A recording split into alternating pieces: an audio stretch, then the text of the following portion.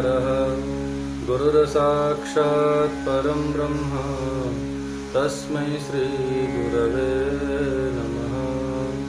सदाशिवसमारम्भां शङ्कराचार्यमध्यमाम् अस्मदागुरुपर्यन्तां वन्दे श्रीगुरुपरम्पराम्। श्रीगुरुचरणकमलेभ्यो नमो नमः। आज नवरात्र व्रत का निर्णय के बारे में हम आज चर्चा करेंगे कि नवरात्र का व्रत जो है वो कब करना चाहिए इस विषय में। तो इस नवरात्र के व्रत के विषय में जानने से पहले हम लोग नवरात्र का व्रत जो है, नवरात्र जो शब्द है उस पे पहले विचार करते हैं। तो कहा कि नवरात्र का जो शब्द है उसके लिए कहा कि नवानाम रात्रिणाम समाहारः, अर्थात जो नवरात्रियों का समुदाय ही नवरात्र शब्द का अर्थ है। इस तरह नवरात्र शब्द काल का ही बोधक है। ऐसा निश्चित होता है कि इसी बात को कहते हैं यथा च रात्रि समुदायात्मक काल विशेषस्य शब्द सामर्थ्य देव प्रतीय मानत्वाद यौगिक या यवायम कालवचनो नवरात्र शब्दः।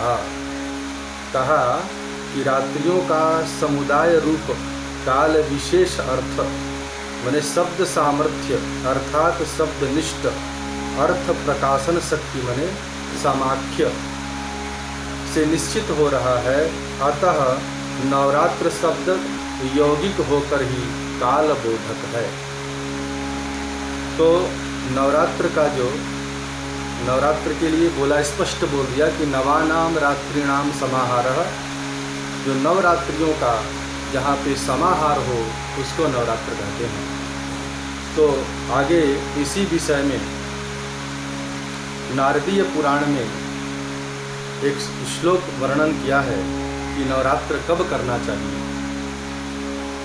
तो कहता है आश्विनस्य सिते पक्षे नवरात्र व्रतम शुभम आदौ प्रतिपादम प्राप्य तिथिम चंडी मनः क्रियाम।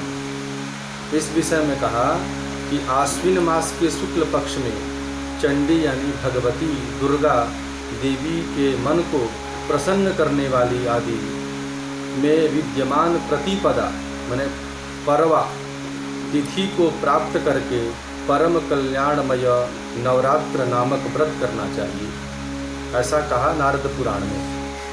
इसी बात को रुद्रमालय तंत्र में भी इसी बात को पुष्टि करते हुए कहा है कि आश्विने मासी संप्राप्ते शुक्ल पक्षे विधेस्तिथिम प्रारभ्य नवरात्रम स्यात् दुर्गा पूज्यातु यत्तत्र वै।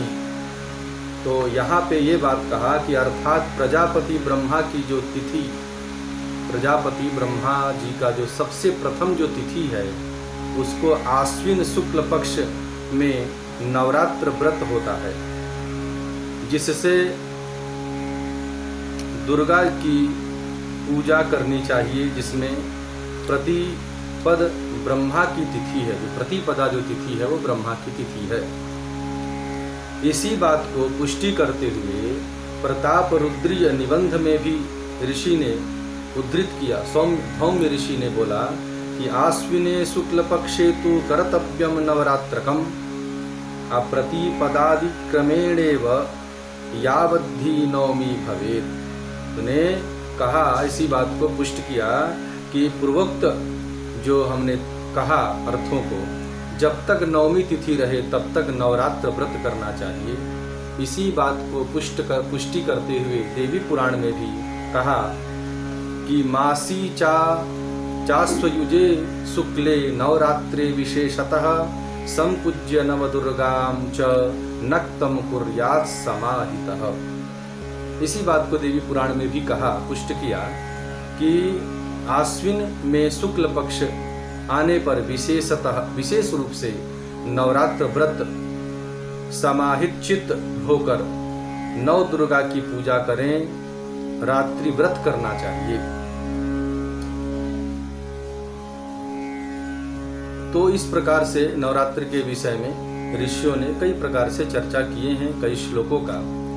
और भी बहुत सारे प्रमाण हैं, जैसे फिर से देवीय पुराण में कहा, आश्विने प्रतिपन्मुख्याः पुण्यास्तु तीर्थयो नव, देविका पूजने प्रोक्ताः सर्वकाम फलप्रदाः। इस बात को पुष्टि करते हुए कहा कि आश्विन मास में प्रतिपद यानी प्रतिपदा आदि मुख्य 9 तिथियां देवी पूजन में पुण्य हैं। देवी पूजन करने में उनसे ही पुण्य प्राप्ति होती है और सारी कामनाओं की पूर्ति में समर्थ है। सारी कामनाओं को पूर्ति करने में समर्थ है। और हेमाद्रि में धौम्य भी इसी तरह वचन कहते हैं। धौम्य ऋषि जो है, हेमाद्रि ग्रंथों में धौम्य ऋषि ने इसी वचन को पूर्ण करते हुए कहा है कि यह पूर्व उत्तर भागों में नामधेयत्व और गुण विधित्व स्पष्ट है। जब आश्विन के शुक्ल पक्ष में नवरात्र व्रत करना चाहिए ऐसा निश्चित किया, परंतु कहा कि वह कब करना चाहिए, तो वह प्रतिपदा तिथि से लेकर नवमी पर्यंत ही करना चाहिए। नवरात्रि जो व्रत होगा वो प्रतिपदा से लेकर नवमी पर्यंत ही इस व्रत को करना है।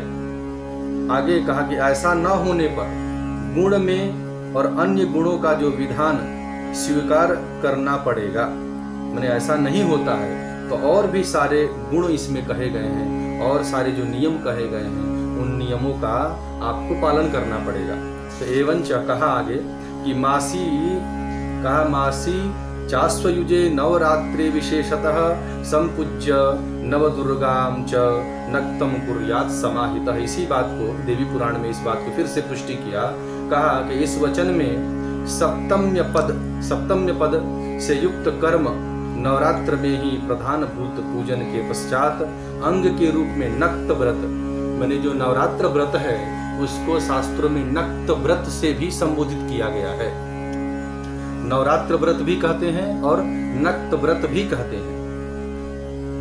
तो कहा इसमें कि नक्त व्रत का विधान उपपन्न होगा, इसमें वह काल बोधक होने पर ही संगत होगा, क्योंकि उस अंग में अन्य अंग का योग संभव नहीं है। न्याय भी यही है कि अंगों का परस्पर संबंध नहीं होता, अपितु सारे अंगों का प्रधान कर्म से ही संबंध होता है। और न्याय में कहा कि गुणानांच परार्धत्वाद संबंधः समत्वाद स्यात्। न्याय पूर्व मीमांसा में भी, पूर्व मीमांसा के 3 अध्याय में इसी बात को पुष्टि करते हुए कहा है कि किसी ने जो कहा कि यदि गुण निधि माना जाएगा तो साक्षात शब्द वृत्ति से कर्म का नाम तो लक्षणा से स्वीकार करना पड़ेगा। और भी बहुत सारे बातों को इसमें नवरात्रि के विषय में कहा गया है। और कहा आगे भी लिंग पुराण में इसी बात को स्पष्ट करते हुए कहा कि नवरात्राभि धम कर्म नक्त व्रतमिदं शुभम अधर्मार्थ काम मोक्षार्थ मनुष्ठेयम द्विजातिभिः। इस व्रत को कहा कि अर्थात नवरात्र नाम वाले कर्म को नक्त व्रत कहा जाता है। जो 9 दिन का जो व्रत है उसी को शास्त्रों में नक्त व्रत के नाम से पुकारा है, परंतु इसका अनुष्ठान चतुर्वर्ग धर्म अर्थ काम और मोक्ष की प्राप्ति के लिए ब्राह्मणों से कराना चाहिए। जो स्वयं करता है उससे कोई उसको लाभ नहीं है। बहुत सारे लोग क्या सोचते हैं कि पंडित जी क्या जरूरत, हमको तो पढ़ने आती है, हम अपने से कर लेंगे सारा व्रत। तो सीधा स्पष्ट किया, लिंग पुराण में स्पष्ट किया कि अनुष्ठान किससे करवाना है, तो किस कामना से, धर्म अर्थ काम मोक्ष।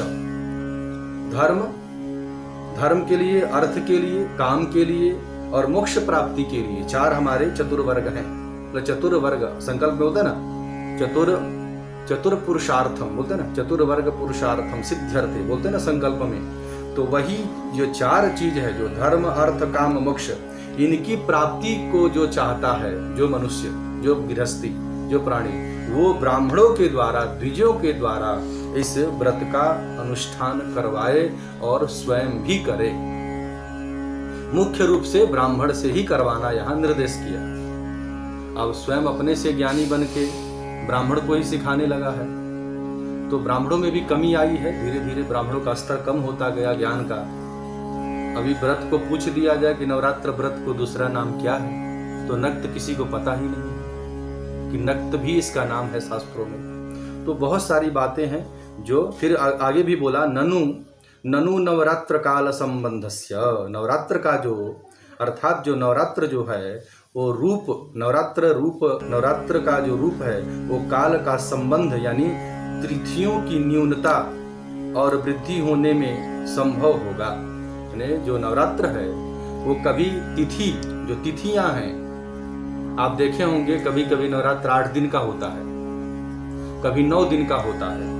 तो वो जो इसी बात का है कि ननु नवरात्र काल बंधस्य संबंधस्य, कि तिथियों के आधार पे उसका न्यूनता और वृद्धि उसका निर्णय होगा। तिथियों के आधार पे वो बढ़ेगा, 9 दिन का होगा या 8 दिन का होगा, वो तिथियों के आधार पे उसका निर्णय किया जाएगा शास्त्रों के अनुसार। इसी बात को आगे बोला कि तिथि वृद्धौ तिथि ह्रासे, देखिए इसी बात को पुष्ट कर रहा है। तिथि वृद्धौ तिथि ह्रासे नवरात्रम पार्थकम, इसी बात को पुष्ट किया कि रात्रि शब्द को तिथि बोधक न मानने पर, तिथि की वृद्धि और ह्रास होने पर नवरात्र शब्द अपने अर्थ का त्याग करने लगेगा। अब जैसे नवरात्र तो शब्द है, नवरात्र हमने बोल दिया, नवानाम रात्रिणाम समाहारः, नवरात्रियों का जहां समाहार हो नवरात्रि है। परंतु अब तो नवरात्रि तो हमने कह दिया, कभी कभी नवरात्रि 8 दिन का हो जाता है, तिथियां एक दिन में 2 हो जाती हैं, तो दिन कम हो जाता है। उसी बात को बोला कि नवरात्रि का जो ह्रास होना है यानी कम होना है या ज्यादा होना है दिन में, उसका निर्णय किससे होगा? तो तिथियों से होगा। समझ में आ रहा बात? तिथियों से होगा, दिन से नहीं होगा। जब तिथियों से ऐसा निर्णय होने लगेगा तो जो नवरात्र शब्द है, नवानाम रात्रिणाम समाहार, जो हमने समास किया, ये जो समास है उस पे लागू नहीं होगा, वो अपने अर्थ को त्याग कर देगा। तो इसीलिए कहा यहाँ पे कि न चास्तु तथेति वाच्यम, नवमी में पारण करने का भी विधान यहाँ कहा है। फिर आगे फिर से एक बात कह रहे हैं कि तस्मात् रात्रि शब्दस्तिथि परहा, क्या रात्रि शब्द तिथि का बोधक है यहाँ पे।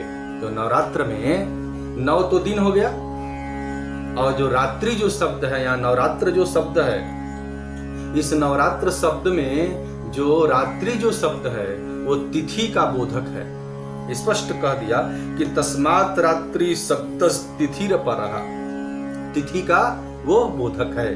तो आप ये समझ जाइए कि नवरात्र जैसे कोई कहता है तो क्या है, जो नव यानी दिन हो गया और रात्रि तिथि हो गई। तो अभी हमने बोला, एक सुक्ति बोला कि तिथि वृद्धौ तिथि ह्रासे, तिथि की वृद्धि होने पर और तिथि की ह्रास होने पर यानी तिथि का कम होने पर दिन का निर्णय, नवरात्र का 9 दिनों का निर्णय होगा तिथि के आधार पे। समझ में आया आपको? तो यहाँ सीधा समझ लेना है कि नवरात्र का अर्थ क्या है, नवरात्रिणाम समाहार, नवरात्रियों का जहाँ समावेश हो।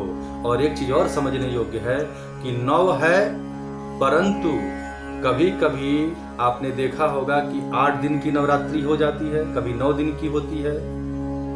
तो कभी कभी क्या करते हैं कि 10वीं में जाके तक हवन करते हैं, 10वें दिन तक में 8 बजे तक नवमी रही तो उसमें भी हवन होता है ना ऐसा। तो उसका जो ह्रास होना, 9 से 10 दिन हो जाना, हवन तो नवमी में ही होना है ना।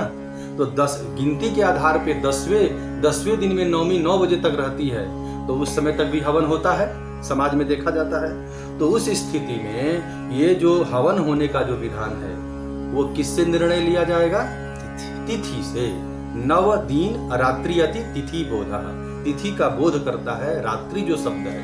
और नव तो नव हो ही गया, दिन रात का समावेश। नवरात्रि में जो रात्रि शब्द है वो तिथि का बोधक है, तिथि को बोध कराता है, रात्रि का बोध नहीं कराता है। तो आगे फिर इसी बात को पुष्टि करते हुए भविष्य पुराण में कहा, प्रथमा द्वितीया तृतीया चतुर्थी च नराधिप एतास्तु एक भक्तेन प्रवदन्ति मनीषिणः। इसी बात को पुष्ट करते हुए कहा और आगे फिर से कह रहे भविष्य पुराण में कि पंचमी च यथा षष्ठी सप्तमी चाष्टमी नृप उपवास परो भूत्वा पूजयेत् चंडिकां बुधः। कहा कि अर्थात नवरात्र व्रत में प्रतिपदा से चतुर्थी पर्यंत, समझ रहे हैं ना, प्रतिपदा से लेके और चतुर्थी पर्यंत, चतुर्थी तिथि तक एक कालिक भोजन व्रत करना चाहिए। सिर्फ एक बार ही भोजन करना चाहिए। प्रतिपदा से लेकर चतुर्थी तक सिर्फ 24 घंटे में एक बार ही भोजन अन्न ग्रहण करना चाहिए। समझ रहे हैं ना? या फल फ्रूट भी खाते हैं तो एक ही बार खाएंगे।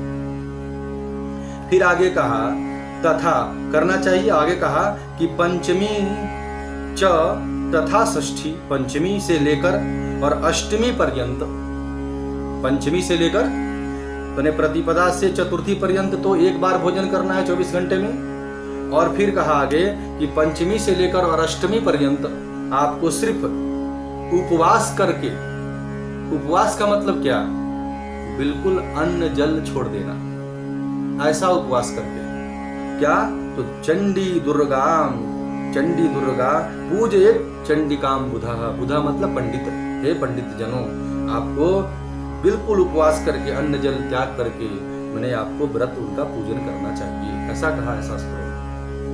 ठीक है, शरीर माध्यम खलु धर्म साधनम, शरीर नहीं रहेगा तो हम धर्म कैसे करेंगे, ये भी युक्ति आती है शास्त्रों में। तो उसके आधार पे आपको एक ही बार अन्न माने आप जल पी के रहें, जल पी के करें, और उसमें भी आपका शरीर साथ नहीं देता है तो आप एक बार जो है, सिर्फ एक बार आप फल का ग्रहण करें, एक बार जो आपने नियम बनाया है, एक ही बार। परंतु यहाँ स्पष्ट कह दिया कि पंचमी च तथा षष्ठी सप्तमी अष्टमी नृप, हे नृप, हे राजन, कि ये जो पंचमी से लेकर और सप्तमी, षष्ठी, सप्तमी, अष्टमी, ये 3 रात्रियां आपको सिर्फ उपवास करके बिना निराहार होकर इस व्रत को करना चाहिए, माँ की पूजा करनी चाहिए। समझ में आया? ये ध्यान रहे कि प्रतिपदा से लेकर चतुर्थी पर्यंत 24 घंटे में एक बार ही आपको अन्न करना है। आप अन्न नहीं करना चाहते हैं तो एक बार ही आप भोजन जल ग्रहण करेंगे, एक बार ही। और पंचमी से लेकर अष्टमी पर्यंत आपको बिल्कुल निराहार जल अन्न ग्रहण किए बगैर भगवती का पूजन करना है और व्रत करना है। वो आपसे नहीं हो पाता है, शरीर आपका साथ नहीं देता है, तो आप जल ग्रहण करें, वहां तक नहीं होता है तो फिर एक बार ही आप फल या जो भी आपको खाना है आप खाएं। अन्न तो ग्रहण करना नहीं है। अन्न ग्रहण करने के लिए कहा मैंने प्रतिपदा से लेके चतुर्थी पर्यंत बस एक बार। फिर इसी बात को भविष्य पुराण में कहा कि प्रतिपाद्या हृतम खड्गम द्वितीयायाम धृतम धनुः तृतीयायाम करे चक्रम चतुर्थ्याम चर्म निर्मलम। और आगे भगवती के बारे में वर्णन कर रहा है कि पंचम्या माददे शूलम, षष्ठ्याम तु परशु तथा गदा बिभ्रत, सप्तम्या मष्टम्याम शक्तिमुत्तमाम, नवमी च सदा दिव्या मूर्तिर् दैत्य विनाशिनी। कहा कि भगवती जो दुर्गा हैं वो प्रतिपदा तिथि में खड्ग धारण करती हैं, समझ गए ना। और द्वितीया में धनुष, तृतीया में चक्र, चतुर्थी में ढोल, समझ रहे हैं ना, पंचमी में शूल और षष्ठी में परशु, भगवान परशुराम वाला परशु, समझ गए ना। और सप्तमी में गदा, अष्टमी में शक्ति को धारण किया था माँ ने। माँ का देखिए क्रम है कि माँ का स्वरूप तो तैयार हो गया, पर माँ धारण क्या कर रही है? प्रतिपदा को क्या धारण कर रही है माँ? खड्ग धारण कर रही है, समझ रहे ना।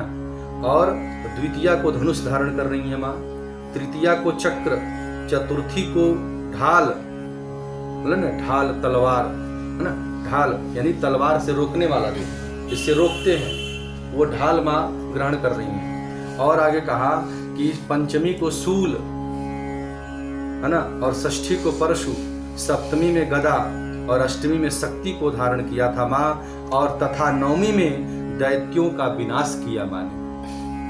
ये भाव मन में रखकर माँ की भगवती की पूजा करनी है। तो इसीलिए बोला यदि रात्रि शब्द से रात्रि दिन अर्थ की विवक्षा होती है, माने कोई नवरात्रि शब्द से दिन और रात की बात करता है, तो प्रतिपदा आदि तिथि का कथन उक्त श्लोकों में नहीं होता। मैंने यहाँ पे मैं समझाना ये चाह रहा हूँ कि कोई सोचता है नवरात्रि का मतलब 9 दिन, समझ रहे हैं ना, तो ऐसा खाली 9 दिन कहना होता ऋषियों को तो प्रतिपदा तिथि नहीं बोलते, हो सीधा नवरात्रि बोल देते। तो तिथि जो संबोधित कर रहे हैं वो बार बार बोला ना, आश्विने कहा ना यहाँ पे कि मासी चासी युजे नवरात्रे विशेषतः, अरे भी बोला, कई जगह बोला है कि आश्विन के, आश्विने सिते पक्षे, बोला ना यहाँ पे आश्विने सिते पक्षे, ये बात कितने बार यहाँ पुष्टि कर दिया। आश्विने चासी युजे शुक्ले, आश्विन के शुक्ल पक्ष में इस व्रत को करना है, बोला ना आश्विने शुक्ल पक्षे तो कर्तव्याम नवरात्रकम, बार बार इस शुक्ल पक्ष की प्रतिपदा की जो बात कर रहे हैं, तो ये इसका मतलब है कि यहाँ तिथि का महत्व विशेष है। क्या समझे? दिन रात्रि का महत्व बोलिए नहीं है, दिन रात्रि का महत्व कोई नहीं है, यहाँ पे सिर्फ तिथि का महत्व है। तो ये आपको स्पष्ट हुआ। आगे इसी बात को पुष्टि करते हुए कहा ऋषियों ने कि अभी हम लोग यहाँ थे कि माँ ने नवमी को शक्ति धारण करके दैत्यों का विनाश किया, इसीलिए रात्रि जो शब्द है, हम लोग इसी पे चर्चा कर रहे थे, रात्रि नवा नाम रात्रि, सिर्फ नवरात्र के शब्द पे हम लोग विचार कर रहे हैं। तो उसमें कहा कि किंतु प्रथमाह द्वितीयाह आदि शब्दों का कथन होता, बात समझ रहे ना। तो इसीलिए रात्रि शब्द तिथि का ही बोधक है, ऐसा होने पर ही इसी बात को कहा, सुक्ति कहा ना पूर्व में, फिर उसी सुक्ति को यहाँ प्रकट कर रहे हैं। ये कहाँ का सुक्ति है? तो डामर कल्प का वचन है, ये डामर तंत्र है, एक डामर तंत्र, उसी तंत्र का ये वचन है का तिथि ह्रास तिथि विरुद्धौ अतिथि ह्रासे नवरात्रम पार्थकम। इस बात को आगे फिर से कहा देवी पुराण में नवतीथया, इसको क्या बोला? अब नवरात्र को देखिए 3 नाम मिला हम लोगों को, क्या मिला? एक तो नवरात्र, ठीक है, और एक नक्त, और एक मिला नवतीथय, इसको नवतीथय भी बोलते हैं हम लोग, समझ गए ना, नवतीथय।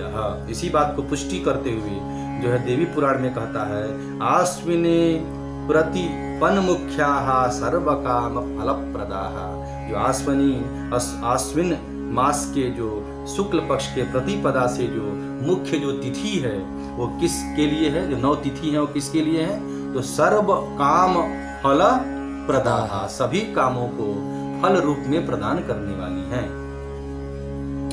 आगे फिर इसी बात को पुष्टि करते हुए हम लोग को समझना चाहिए इस बात को कि नवरात्र हमें कब करना है। इसी बात को पुष्टि करते हुए रुद्रमाल्य तंत्र में कहा कि आश्विनस्य सिते पक्षे नवरात्र व्रतम शुभम आदौ प्रति पदम प्राप्य तिथिम चंडी मनः प्रिया।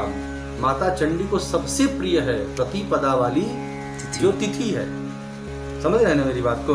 तो बोला इसी अर्थ को रुद्रमाल्य तंत्र में भी इस बात को फिर पुष्टि करते हुए कहा कि आश्विने मासी संप्राप्ते शुक्ल पक्षे विधिस्तिथिम प्रारभ्य नवरात्रम स्यात् दुर्गाम पूज्याम तु तत्र वै।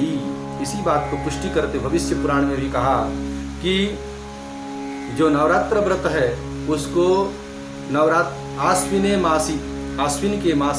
मास के महीने में जो है शुक्ल पक्ष के प्रतिपदा जो तिथि है उसमें ही माता दुर्गा की, माता चंडी की पूजा करनी चाहिए और होनी चाहिए। तो इस बात को कहते हुए कहा कि चतुर्विधमपि प्राप्तम, नवरात्र के प्रकरण में चारों प्रकारों का निर्देश होने के कारण व्रतों का जो व्रत है उसका भी निर्णय होना चाहिए। तो बोला कि नवरात्र व्रत करना चाहिए, समझ गए ना, नवरात्र व्रत करना चाहिए। इसी बात को स्कंध पुराण में, मार्कंडेय पुराण में और भविष्य पुराण में भी इस बात को, इस वचन को पुष्ट करते हुए कहा है, एक भक्तेन नक्तेन स्वशक्त्या याचितेन च तथवा अथवा सर्वनक्तैश्च नवरात्रम समार्पयेत्। फिर इसी बात को पुष्टि करते हुए कालिका पुराण में भी कहा, अथवा नवरात्रम च सप्तपंच त्रिका दिवा एक भक्तेन नक्तेन याचितो पोषितैः क्रमात्। फिर इसी बात को पुष्टि करते हुए नारदीय पुराण में भी कहते हैं कि स्वयं नियमतः कुर्यान् नवरात्र मुपोषयन् पयोव्रत फलासित्वं नक्त भोज्य मयाचितम एक भक्तम च सुभगे यथाशक्त्या समाचरे। इस व्रत को कहा, इतने सुंदर रूप से इन श्लोकों का वर्णन किया है ऋषियों ने। कहा कि 7, 5 या 3 दिनों वाले नवरात्र व्रत को उक्त चारों प्रकारों के साथ क्रमशः करने को कहा है ना। और बोला कि नारदीय पुराण का श्लोक भी पुष्टि करता है इसी बात को। बोला स्वयं नियम पूर्वक नवरात्र का अनुष्ठान उपवास करते हुए करना चाहिए, समझ रहे ना। और कहा दूध से, फल से या रात्रिकालीन भोजन से, है ना, अयाचित एक पदार्थ के भोजन से शक्ति के अनुसार व्रत करना चाहिए। या तो आप पूरा 9 दिन दूध पी कर रही, समझ, अन्न तो खाने को कहा नहीं, या तो पूरा, देखिए 5 दिन और 7 दिन 3 दिन क्यों कह रहा है? तो आपको बोला ना कि प्रतिपदा से लेकर चतुर्थी पर्यंत तो 4 दिन हो गया है, और फिर पंचमी से लेकर 9वीं पर्यंत, समझ रहे हैं ना। तो ये बोला ना, उसी बात को बोल रहा कि या तो आप दूध से करें, या तो फल से करें, या रात्रि में एक बार भोजन करके, है ना, रात्रिकालीन भोजन से एक बार भोजन करके, बोला ना। तो उसमें भी विधान किया पूर्व में कि आप प्रतिपदा से लेकर चतुर्थी पर्यंत एक बार भोजन कर सकते हैं। आप उसमें भी सामर्थ्यवान हैं तो आप सिर्फ दूध पर ही रहें, 24 घंटे में एक बार दूध पिए। उसमें भी आप सामर्थ्यवान हैं तो आप जल पी कर रहें। आपका शरीर उसमें भी सामर्थ्यवान है, शक्तिवान है, तो आप जो है बिल्कुल अन्न जल बिना ग्रहण किए हुए करें। बहुत सारे ऐसे लोग को मैंने देखा है कि जो 2 फूल लवंग खाते हैं और 1 घड़ा जल पीते हैं सुबह सुबह, और दिन भर 24 घंटे ऐसे रहेंगे। मैंने ऐसे भी नवरात्र व्रत करने वालों को देखा है, मैंने खुद भी। तो इसी बात को पुष्ट करते हुए कहा आगे कि रुद्रमाल्य तंत्र में भी कहा कि इसको शक्ति अनुसार से करना चाहिए। इसी वचन को पुष्ट करते हुए कह रहा है कि उपोषणेन नक्तेन एक भक्तेन वा पुनः हविष्यान्येन वा देव प्रत्यहं पूजयेत् शिवाम्। और कहा कि उपवास एक भक्त मने एक काल में मने भोजन व्रत, एक भोजन करने वाला, समझ रहे ना। और हविष्यान्य आदि के द्वारा नवरात्र व्रत करना चाहिए। हविष्यान्य का मतलब क्या है? जो हवन के लिए जो हविष होता है, हविष तैयार करते हैं, उसी हविष का जो बचता है, समझ गए ना, उससे भी, उसको भी पाकर आप व्रत को तोड़ सकते हैं जिस दिन पारण करना है उस दिन। आगे और फिर आगे भी बोला कि अयाची त्वथ वैकासी नक्तासी त्वथ वाय वदः आरभ्य नंदिकाम राजन यावद्धि नवनी भवेत्। बोला कि सुस्पष्ट कर दिया गया है इन भावों को कि एकासी नक्तासी वाय वदह का अर्थ है एक काल का भोजन करने वाला। वाय वदह का मतलब है एक बार भोजन करने वाला, रात्रि में भोजन करने वाला और वायु का भक्षण करने वाला। सिर्फ वायु खाकर, एक बार भोजन किया और दिन भर वायु खाकर, हवा पीकर। आपके पास सामर्थ्य है तो आप कुछ मत खाइए, सिर्फ हवा पी के रहिए। समझ रहे ना? तो ऐसा भी व्रत करने का विधान बोला। तो भक्षण करके अर्थात निर्जला निरन्न उपवासी। उपवासी का मतलब क्या है? निर्जला। उपवासी का मतलब ये नहीं कि भर पेट का खूब दूध पी लिया, भर पेट का पूरा फल खा लिया। तो इसका मतलब ये है कि बिल्कुल निर्जला निरन्न, बिल्कुल अन्न ग्रहण करने वाला नहीं। अयाची का अर्थ है अयाचक, अर्थात भोजन की याचना न करने वाला। नवरात्र में ये ना कहे कि मेरे को भोजन ला के दो। अयाची, बिल्कुल भोजन का याचना करने वाला न हो, दूध का भी याचना करने वाला न हो। और ये सही बात है, जो ये बात कह रहे हैं साधकों के लिए है, ये साधारण मनुष्य के लिए नहीं है। ये साधकों के लिए, जो भगवती का साधना करता है, माँ की उपासना करता है, उसके लिए ये बातें हैं कि सिर्फ एकांतवास करके माँ भगवती का अनुष्ठान कर रहा है, उसको दुनिया से किसी से मतलब नहीं। एक रूम में बंद है, एक कमरे में बंद है, एक जंगल में गुफा में बंद है और किसी से याचना, कोई दिख ही नहीं रहा जिससे याचना करेगा। तो ये जो नवरात्र है एक साधना है। नवरात्र जो है ये एक साधना है। और आप अभी क्या हो गया है, यजमान भी वैसे और सीताराम जजमान भी वैसे, दोनों खाने वाले हैं।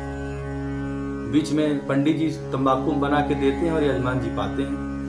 तो ऐसे ऐसे तो यजमान जी है और ऐसे ऐसे जो है क्या बोलेंगे आपको, पंडित जी हैं। तो स्पष्ट कर दिया यहाँ पे कि पंडित को कैसा होना चाहिए। ये सारा बोला, ये जितना नियम बता रहा हूँ ये यजमान के लिए नहीं है, पंडितों के लिए। ये सारा ये जो नियम है वो ब्राह्मण के लिए है, जो पाठ करता है उसके लिए है। अरे ठीक है भोजन कर लो, मना नहीं है, पर पान नहीं खाओ, कुछ जो मद्य पदार्थ है उनका तो सेवन ना करो।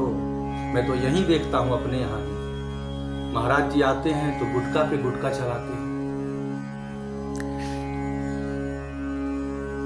पंडित कहीं मैं देख रहा हूँ आजकल पाठ करते में गुटखा खा के मुंह में बैठते हैं। पाठ खत्म हो गया तो बाद में गुटखा खा के थूकता है। तो ये सारा चीज का निषेध है। मैं ये जो बातें कह रहा हूँ एक व्यक्ति के लिए नहीं कह रहा, ये सार्वजनिक बातें हैं कि ये हमें दुनिया से मतलब नहीं है कि यजमान के घर हम जा रहे हैं तो हमें अच्छा करना है, उससे मतलब नहीं है। आप अपने हृदय से, अपने अंतरात्मा से आप झांकिए कि हम सही हैं क्या। मेरी बात समझ रहे हैं आप?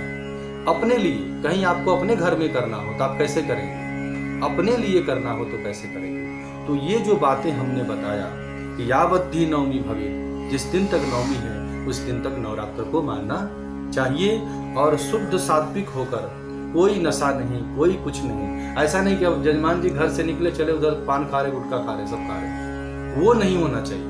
आप वो ऐसा करते हैं तो नरक के गामी हैं आप, आपको कोई फल नहीं मिलने वाला। आपको तो मिलेगा नहीं, यजमान जी का तो सीताराम है पहले ही है, आपको भी कुछ नहीं मिलेगा। आप यजमान के घर पूजा करते हैं तो 100 में से 10 आपके पास हमेशा रहता है, समझ रहे ना? उन्हें 100 में से 10 आपके पास रहता है, 90 यजमान को मिलता है। तो वो जो 100 आपका है वो आपके बाल के लिए, आपके बच्चों के लिए, आपके परिवार के लिए, उसको भी आपने शुद्ध रूप से नहीं किया तो आपको तो कुछ नहीं मिला। आप कोई भी गलत कर्म करेंगे तुरंत आपको भोग पड़ना होगा। तो इसलिए ब्राह्मण को अपना तेज बचाना होता है, अपनी शक्ति का अर्जन करना होता है। इसलिए गायत्री करे, संध्या करे, माथे पे चंदन लगाए, ये सारा जो नियम है, धर्म है, उसमें उसको रहना चाहिए। फिर आगे इसी बात को पुष्टि करते, ये व्यवस्था है स्कंद पुराण में भी इसी, ये जितनी बातें कहा मैंने ये शास्त्रीय एक व्यवस्था है, शास्त्रीय व्यवस्था है। तो इस शास्त्रीय व्यवस्था को मानना चाहिए।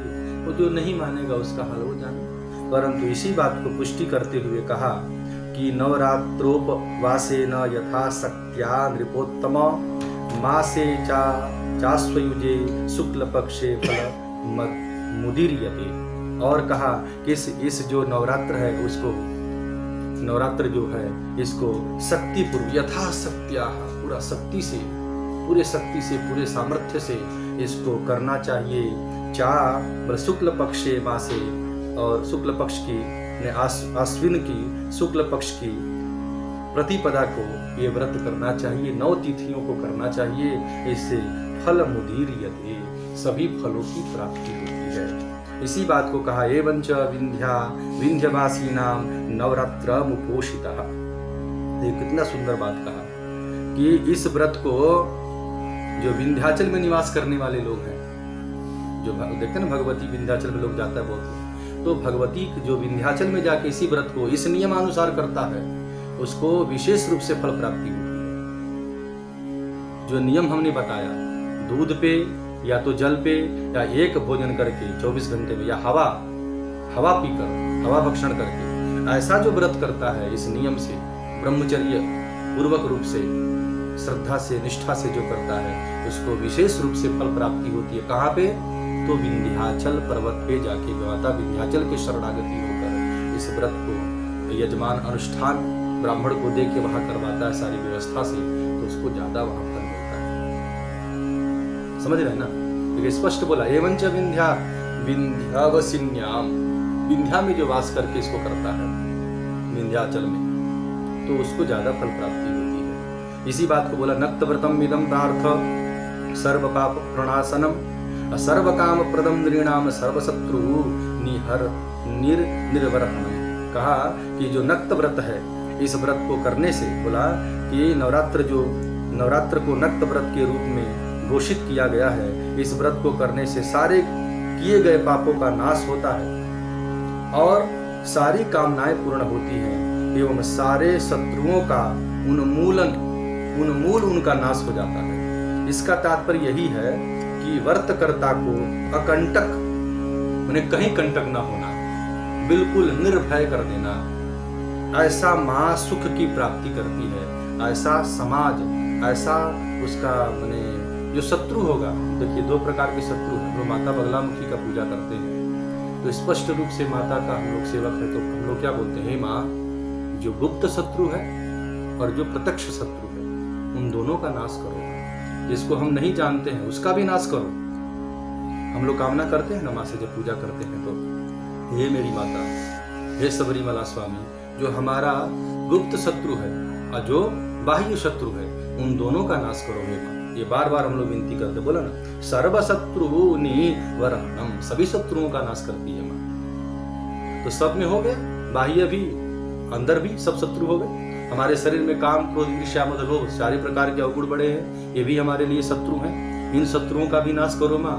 और जो बाहर में हमारा विपक्षी है उनका मुख स्तंभन करो, उनका वाणी स्तंभन करो माँ। उसको कई प्रकार को कष्ट देने का वो कार्य करती है, हम बिना कहे। आपको एक बात बताता हूँ, स्वामी जी कहा करते थे इस बात को, और मैंने मेरे खुद के जो नाना जी हैं वो भी कहते थे कि जो माता बगलामुखी हैं, जो माँ चंडी हैं, वो 7 हाथ आगे चलती हैं और 7 हाथ पीछे चलती हैं। साधक के शत्रुओं को वो छोड़ती नहीं है, आज नहीं तो कल उसको भोगना पड़ेगा, वो बचने वाला नहीं है। और जो साधक के मुंह से निकलेगा दुखी होकर, आंखों में आंसू आके जो निकला ना, वो आज नहीं तो 10 दिन के बाद उसको होना ही है, उसको कोई रोक नहीं सकता है। इसीलिए जो भगवती के जो साधक हैं उनसे कभी वैर नहीं करना चाहिए, उनका अंत समय जल्दी आता है। जो साधु है, जो अवघड़ है, जो भगवती का सेवक है, अब इस समाज में क्या देखा जा रहा है, इसको कोई शास्त्र का नॉलेज नहीं, वो एक मंत्र भी शुद्ध नहीं पढ़ सकता, वो भी यूट्यूब पे क्या क्या डाल के बैठा। तो यहाँ तो स्पष्ट कर दिया कि धैर्यम लय समर्थम च अक्षरम पदच्छेदस्तु सुस्वर। सुंदर स्वर में, पदच्छेद में कहीं भी त्रुटि नहीं होना चाहिए मंत्रों में, और मंत्रों की त्रुटि होकर वो पढ़ता है उसका सदैव उसका नाश होने वाला है। ये कई जगह ऐसा प्रमाण मिला, महाभाष्य में भी इस बात को पुष्टि है, महाभाष्य का भी बोला है इंद्रम, वहाँ भी इंद्र वायु ऐसा बोला है, वहाँ भी स्वर का त्रुटि होने से वहाँ भी जो है इंद्र का नाश हो गया। तो कई जगह ऐसा प्रमाण मिलता है कि जो भी मंत्र हम पढ़ें वो शुद्ध सात्विक होना चाहिए, सुंदर होना चाहिए, लयबद्ध होना चाहिए। आगे इसी बात को कहा कि नवरात्र जो शब्द है वो कर्म, नवरात्र बोला नवरात्रा विधम कर्म नक्त व्रतमिति श्रुतम धर्मार्थ काम मोक्षार्थम अनुष्ठेयम द्विजाति। हाँ, तो नवरात्र जो व्रत है, नवरात्र जो व्रत है वो द्विजातियों से यानी ब्राह्मणों से ही कराना चाहिए, जो यज्ञोपवीत से संस्कारित है उससे ही कराना चाहिए। फिर आगे भी बोला आश्विने मासी में घंटे प्रतिपादया तिथिर्भवेत् तस्याम नक्तम प्रकुर्वीत रात्रौ देवीं च पूजयेत्। और कहा कि जो आश्विन मास के महीने में जो पड़ता है मेघांते और प्रतिपाद या तिथिर्भवेत्, प्रतिपदा का जो तिथि हो, तस्याम नक्तम प्रकुर्वीत, उस समय ही नक्त व्रत यानी नवरात्रि का व्रत करना चाहिए और रात्रि में देवी का पूजन करना चाहिए। फिर आगे इसी बात को पुष्टि करते हुए कहा कि रात्रि रूपा यतो देवी, जो रात्रि जो है वो माता देवी का रूप है। नवरात्र में जो रात्रि का जो समय है वो माता देवी का रूप है। और बोला दिवा रूपो महेश्वर, जो दिन का जो समय है वो महेश्वर है। तो ये भाव होकर अब आपको ये पता ना हो तो नवरात्रि कर रहे हैं बस।